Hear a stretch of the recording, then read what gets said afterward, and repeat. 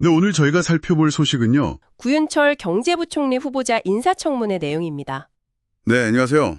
여기서 특히 눈에 띄는 게 세금 정책 변화 가능성하고 또 인공지능, 그러니까 AI 대전환 구상인데요.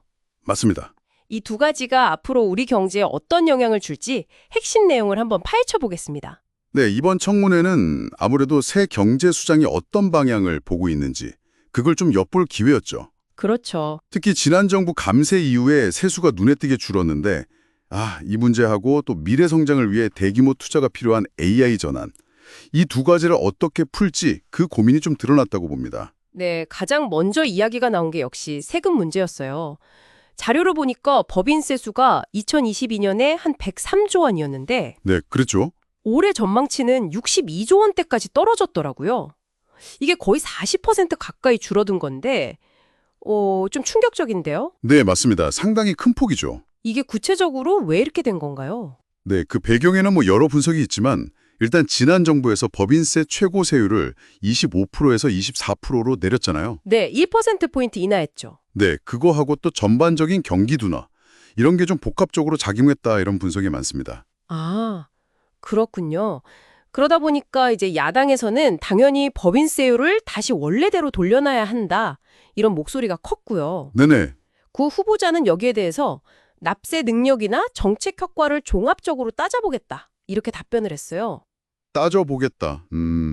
이게 좀 신중해 보이면서도 어떻게 보면 변화 가능성을 상당히 열어둔 발언 아닌가요? 네, 그렇게 해석할 여지가 충분하죠. 증권거래세 원상 회복까지 검토한다? 이런 얘기도 나왔다면서요? 이건 뭐 지난 정부 감세 기조를 전반적으로 다시 보겠다는 신호로 읽힐 수도 있겠는데요? 네, 저도 그렇게 봤습니다. 명확하게 방향을 딱 정한 건 아니지만 어쨌든 이 세수 부족 상황이 심각하다는 건 인식을 하고 있다, 이런 표현으로 볼 수 있겠죠. 그렇죠. 근데 중요한 건 단순히 세금을 더 걷는다, 이런 처음보다는 지난 감세 정책의 실제 효과가 어땠는지 이걸 좀 면밀히 평가하는 게 먼저 필요하다는 겁니다. 아, 효과 평가가 먼저다. 네. 그리고 이렇게 확보하려는 재정 여력이 결국 어디로 갈 거냐, 이게 또 중요하잖아요. 네. 여기서 바로 그 AI 대전환 구상이 나오는 겁니다. 네, 맞아요. 경제 전반의 생산성을 끌어올리겠다. 그러려면 AI에 대대적으로 투자해야 한다. 이 얘기죠? 그렇죠. 보니까 뭐 석유화학, 자동차 같은 우리 주력 산업은 물론이고 양자나 우주, 바이오 같은 첨단 분야까지 AI를 다 접목시키겠다, 이런 포부더라고요. 네, 초혁신 산업으로 키우겠다는 거죠. 기재부 안에 AI국 같은 걸 새로 만드는 것도 추진한다고 하고요. 와, AI 국이요? 네, 그러니까 AI를 단순한 기술 도입, 이걸 넘어서서 아예 경제 체질을 바꾸는 핵심 동력으로 삼겠다, 이런 강력한 의지를 보여주는 거라고 해석할 수 있습니다. 의지는 알겠는데 근데 여기에 필요한 돈은 그럼 어떻게 마련하냐? 이게 또 문제잖아요. 재원이요? 바로 그겁니다. 그게 관건이죠. 그 후보자는 일단 탄로소득 과세 강화라던가 과세 형평 합리화, 이런 걸 언급하긴 했어요. 네. 그렇지만 아직 구체적인 방안이 나온 건 아니고요. 일단 투자를 해서 세수를 늘리고 그 결과 재정 건전성도 확보한다, 이런 선순환 구조를 만들겠다, 이걸 강조하고 있죠. 그 AI 100조 원 투자 공약을 어떻게 봐야 할까요? 이게 설마 정부 돈만 100조 원은 아닐 텐데요? 네, 맞습니다. 그건 이제 민간 투자를 포함한 규모라고 설명을 했고요. 아, 민간 포함해서. 네, 정부가 마중물 역할을 하면서 아주 강력한 정책 의지를 보여주겠다, 이런 의미로 해석하는 게 맞을 것 같습니다. 그만큼 AI 전환이 중요하다, 이런 메시지군요. 네, 핵심 과제로 보고 있다는 거죠. 그리고 또 하나 좀 눈여겨볼 대목이 국내 생산 촉진 세제 도입 검토 발언이에요. 아, 그거요.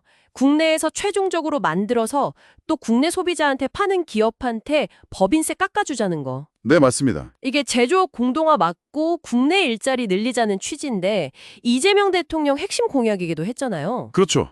이걸 이제 적극 검토하겠다고 밝힌 거죠. 연구도 하겠다고 하고요. 국내 생산, 소비, 일자리 이 선순환을 만들겠다. 이게 만약 진짜 되면 우리 제조업이나 소비 시장에도 변화가 꽤 크겠는데요? 네, 그렇죠. 물론 실제 어떻게 제도를 설계하고 효과가 어떨지는 좀 지켜봐야겠지만요. 이 외에도 세수 추계 정확도를 높이는 방안이라던가 부동산 공급 규제 완화 필요성, 또 공공기관 경영평가 방식 바꾸는 문제 같은 다양한 현안에 대한 입장도 나왔습니다. 네, 정리를 좀 해보면 구윤철 후보자는 일단 법인세 같은 세금 정책의 변화 가능성을 열어두면서 그렇게 확보될 수 있는 재원으로 AI라는 미래 먹거리에 집중 투자하고 네. 동시에 또 국내 생산과 일자리를 지키는 정책도 고민하는 이런 모습으로 요약할 수 있겠네요. 네, 큰 틀에서는 그렇죠. 결국 이 세금, 투자, 그리고 일자리라는 큰 축들이 앞으로 어떻게 맞물려 돌아갈지, 이게 우리 경제, 또 이걸 듣고 계신 여러분의 삶에 어떤 변화를 가져올지 좀 면밀히 지켜봐야 할 것 같습니다. 여기서 마지막으로 한 가지 더 던져볼 질문은 이거인 것 같아요. 과거 감세 정책의 효과에 대한 충분한 평가가 이루어지기도 전에 AI 투자라는 새로운 목표를 위해서 재원을 마련해야 한다. 즉 증세 가능성을 먼저 꺼내는 것이 과연 정책 결정의 올바른 순서일까 하는 점입니다. 아, 순서의 문제. 네. 감세의 영향, 또 증세의 필요성, 그리고 대규모 미래 투자의 효과, 이 사이에서 어떤 균형점을 찾아 나갈 것인지가 앞으로 우리 경제가 풀어야 할 중요한 숙제가 될 거다 이렇게 생각합니다. 기자님, 오늘도 함께 해주셔서 감사합니다. 네, 감사합니다. 다음 에피소드에서 뵙겠습니다.